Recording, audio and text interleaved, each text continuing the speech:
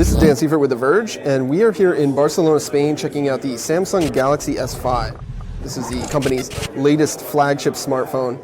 It really looks very similar to the S4. It's got a very similar design language with rounded corners, a metal trim alongside. The only major difference with the hardware here is actually on the back. The back features a new soft touch finish with a dimpled pattern.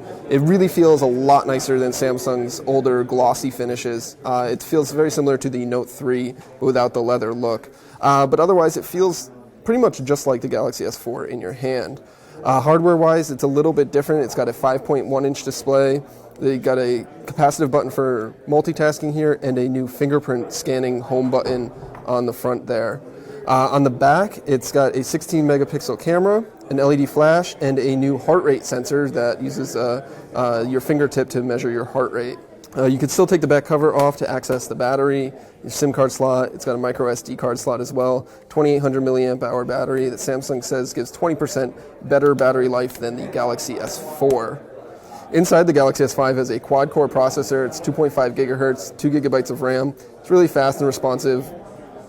From our brief tests, there's really no lag that we can particularly see.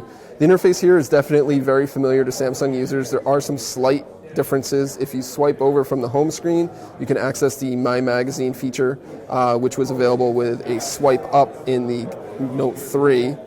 But otherwise, it's a pretty standard home screen. The settings menu looks a little different. The tabs are gone for a more icon-based approach, and it is running Android 4.4.2. But otherwise, it's definitely a Samsung phone. It's got all of Samsung's apps and helpers and things like that. The new thing here is S Health has been greatly improved.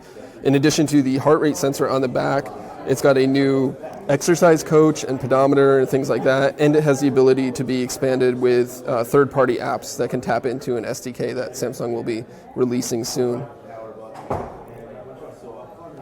The heart rate sensor uses the sensor on the back here, and you just place your fingertip on it, and then it will give you a reading for your heart rate in about 5 to 10 seconds.